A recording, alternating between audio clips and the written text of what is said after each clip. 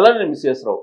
అమరావతి విషయంలో జగన్మోహన్ రెడ్డి గారు ఏదైతే అభిప్రాయపడుతున్నారో దానికి భిన్నంగా డ్రీమ్ ప్రాజెక్ట్ని సాకారం చేసుకునేదానికి చంద్రబాబు నాయుడు గారు ముందడుగు వేస్తున్నారు.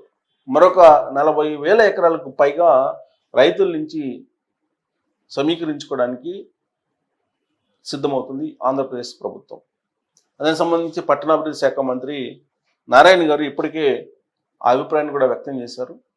ఆల్రెడీ గత కొన్ని రోజుల క్రితం మరొక 44,000 ఎకరాలు తీసుకోవాలి రాజధాని కోసం అని చెప్పి ఆల్రెడీ చెప్పారు.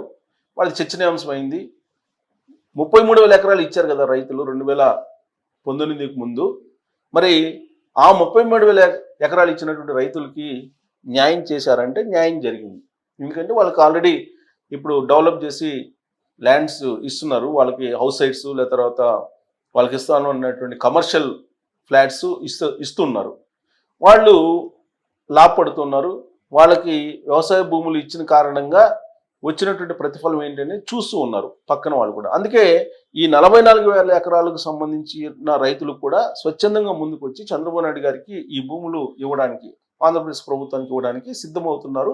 ఇప్పటికే దాదాపుగా 35,000 ఎకరాలకు పైగా రైతులు వచ్చారు. మిగతా వాళ్ళు కూడా రావాల్సింది, వాళ్ళు కూడా వస్తారని చెప్పి నారాయణ గారు చెప్తూ ఉన్నారు. అయితే ఇంత భూమి ఎందుకు అనేది ఒక పెద్ద ప్రశ్న. జగన్మోహన్ రెడ్డి గారు కూడా అదే చెప్తున్నారు. నువ్వు కట్టాల్సినటువంటి రాజధాని ఏదో నాగార్జున యూనివర్సిటీలో కట్టండి, ఆ భూములు తీసుకొని ఎందుకు రైతుల్ని ఇబ్బంది పెడతారనేటువంటి సలహా జగన్మోహన్ రెడ్డి గారు ఇస్తూ ఉన్నారు. ఇస్తూ ఆయన వ్యంగ్యంగా కూడా మాట్లాడారు. స్వామి నువ్వేది కట్టేది రాజధాని అదేదో నాగార్జున యూనివర్సిటీలో కట్టొచ్చు 4 టవర్లు అని చెప్పి ఆయన అంటున్నారు. కానీ చంద్రబాబు నాయుడు గారి డ్రీమ్ ఏంటంటే రాబోయేటువంటి రోజుల్లో సెల్ఫ్ సస్టైనబుల్ రాజధాని అమరావతి. ఈ అమరావతి అనేది రాష్ట్రం మొత్తానికి సంపదని సంపాదించి పెడుతుంది అనేది ఆయన విజన్. హైదరాబాద్ని ఏ విధంగా అయితే ఆయన తెలంగాణకు అందించారో ఆంధ్రప్రదేశ్కి కూడా అమరావతిని అందించాలి అనేటువంటి ఆలోచన ఆయనకు ఉంది. ఆ విషయంలో ఏమాత్రం ఆయన రాజీ పట్టలేదు. ఎవరు ఏమనుకున్నా సరే ఆయన తన విజన్ని సాకారం చేయడానికి 2047 దిశగా ఆంధ్రప్రదేశ్ ఎలా ఉండాలి అనే దాని మీద ఇప్పటి నుంచే ఆయన పునాదుల్ని నిర్మిస్తూ ఉన్నారు. దాంట్లో భాగంగానే అమరావతి అనేది ప్రపంచ వరల్డ్ క్లాస్ రాజధాని, గ్రీన్ఫీల్డ్ రాజధాని అనే కాన్సెప్ట్ తోటి ఆయన వెళ్తున్నారు. ప్రపంచంలోని నెంబర్ 1 రాజధానికి అమరావతి కనిపించాలి అనేటువంటిది ఆయన విజన్. అది సాకారం కావాలంటే ఖచ్చితంగా మళ్ళీ ఎలక్షన్స్లో కూడా 2029 ఎలక్షన్లో కూడా తెలుగుదేశం పార్టీ రావాలి. 2047 వరకు ఇంటరప్షన్ లేకుండా తెలుగుదేశం పార్టీ అధికారంలోకి వస్తే ఖచ్చితంగా అది సాకారం అవుతుందని చెప్పి చెప్తున్నారు. అందుకే మీరు వైకుంఠపాలి గేమ్ ఆడద్దు అని చెప్పి ఆంధ్రప్రదేశ్ ప్రజలకి మహానాడు వేదికగా ఆయన చెప్పినటువంటి సందేశం. అదే ఇప్పుడు అమరావతిని ఆయన అనుకున్నటువంటి విజన్ ప్రకారం నిర్మించడానికి మరొక 40,000 ఎకరాలకు పైగా సేకరించాలి అని చెప్పి ఆయన అనుకున్నారు. యాక్చువల్గా గతంలో 2014, 2019 నుంచి అనుకున్నది ఏంటంటే 1,00,000 ఎకరాలు అనేది ఒక టార్గెట్ అనేది ప్రైవేట్ సంభాషణలో మాట్లాడుకున్నారు. కానీ ఇప్పుడు మరొక 44,000 ఎకరాలు అంటున్నారు. అంటే అమరావతి డెవలప్ అయ్యే కొద్దీ ల్యాండ్ బ్యాంక్ అనేది ఉండాలి. ఈ ల్యాండ్ బ్యాంక్ ఎందుకు ఉండాలి అని అంటే ఇప్పుడు ఇంటర్నేషనల్ ఎయిర్పోర్ట్ ఒకటి, అలాగే ఇంటర్నేషనల్ స్టేడియం ఒకటి, ఇలాంటివన్నీ కూడా అమరావతిలో ఉండడానికి అవసరం. కాబట్టి ఆ ల్యాండ్ని మేము సేకరిస్తున్నాం అని చెప్తున్నారు. సో దానికి సంబంధించి మంత్రి నారాయణ గారు ప్రెస్ మీట్ పెట్టి ఎక్స్ప్లెయిన్ చేశారు. దాని అప్డేట్ ఏంటనేది మనం చూద్దాం. ఇక్కడ ఇదిగోండి, ఆంధ్రప్రదేశ్ రాజధాని అమరావతి నిర్మాణంలో మరో కీలక అడుగు పడింది. మరోసారి ల్యాండ్ పూలింగ్ ద్వారా భూములను సేకరించాలని నిర్ణయించారు. అమరావతిలో కీలకమైన టవర్ల నిర్మాణానికి ఏజెన్సీలకు పనుల అప్పగింతకు సిఆర్డీఏ అథారిటీ సమావేశం ఆమోదం తెలిపింది. రాజధాని అమరావతిలో జిఏడి టవర్తో పాటు టవర్లు 1, 2, 3, 4 నిర్మాణానికి టెండర్ల ప్రక్రియ పూర్తయింది. టెండర్లలో L1గా నిలిచిన సంస్థలకు లెటర్ ఆఫ్ అగ్రిమెంట్ ఇచ్చేందుకు అథారిటీ ఆమోదం తెలిపింది. జిఏడి టవర్ పనులను 882 కోట్లకు ఎన్సిసి సంస్థ, హెచ్ఓడి టవర్లు 1, 2 టెండర్లను 1,487 కోట్లకు షాపూర్జీ సంస్థ, టవర్లు 3, 4 పనులను ఎల్ఎన్టీ సంస్థ 1,303 కోట్లతో దక్కించుకున్నాయి. మొత్తం 3,673 కోట్లతో ఈ టవర్ల నిర్మాణ పనులను త్వరలో ఆయా కంపెనీలు ప్రారంభించున్నాయి. పరిపాలన అంతా ఒకే చోట జరిగే విధంగా ఈ 5 టవర్ల నిర్మాణం పనులను చేపట్టనున్నారు.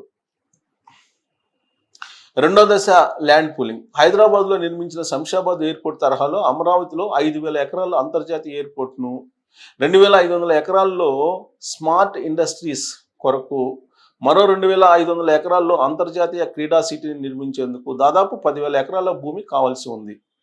ఇందుకు కావలసినటువంటి భూమిని రైతుల నుండి భూసేకరణ చేయాలా లేదా ల్యాండ్ పూలింగ్ ద్వారా సేకరించాలా అనే దాని మీద గ్రామ సభలు నిర్వహిస్తూ రైతుల అభిప్రాయాన్ని సేకరిస్తున్నామని మంత్రి నారాయణ తెలిపారు.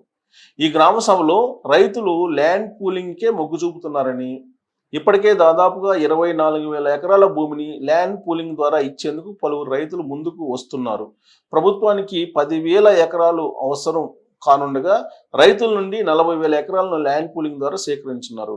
ఇప్పటికే అమల్లో ఉన్న ల్యాండ్ పూలింగ్ చట్టంలోని నియమ నిబంధనల మేరకు 217 చదరపు కిలోమీటర్ల మేరకే అనుమతి ఉందని, ఈ పరిధిని మరింత పెంచేందుకు అథారిటీ సమావేశంలో ఆమోదం పొందారు. అలాగే ఎడ్యుకేషన్ అండ్ హెల్త్ ఇన్స్టిట్యూట్ల రిజిస్ట్రేషన్ ఫీజుల మినహాయింపుపై కూడా ఈ సమావేశంలో నిర్ణయం తీసుకున్నారు. రానున్న 3 సంవత్సరాల్లో అమరావతి కోర్ క్యాపిటల్ ప్రాంతంలోని అన్ని నిర్మాణాలను పూర్తి చేయడం జరుగుతుందని, రెండో దశ ల్యాండ్ పూలింగ్ను కూడా పూర్తి చేసి అభివృద్ధి పరచడం జరుగుతుందని మంత్రి నారాయణ తెలిపారు.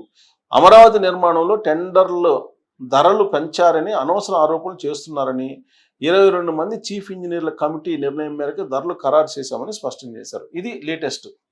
అమరావతికి సంబంధించి రాబోయేటువంటి రోజుల్లో మరొక 40 ఎకరాలు తీసుకొని ఒక 2,500 ఎకరాలేమో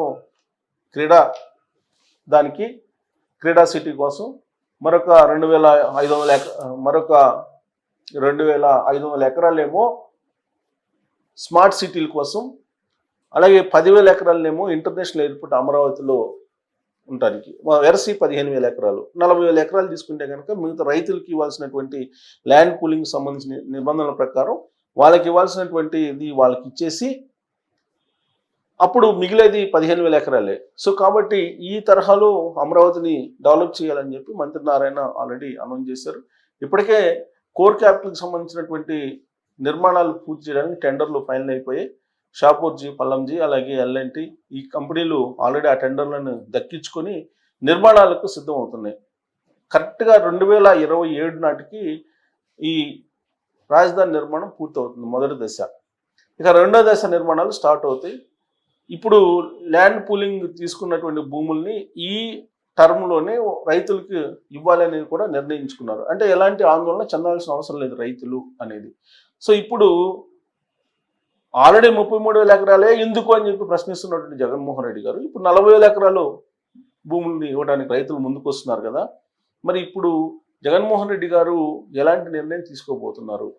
ఆయన ఇప్పుడు భూములు ఇచ్చేటువంటి రైతుల దగ్గరికి వెళ్ళి ఏం చేయబోతున్నారు? ఒకవేళ రైతులు కనుక ముందుకు వచ్చి ఇవ్వడానికి సిద్ధమైతే జగన్మోహన్ రెడ్డి గారు దాన్ని అడ్డుకునే ప్రయత్నం చేస్తారా? ఏం జరగబోతుంది అమరావతిలో అనే దాని మీద మీరు కామెంట్ చేయొచ్చు. Thank you.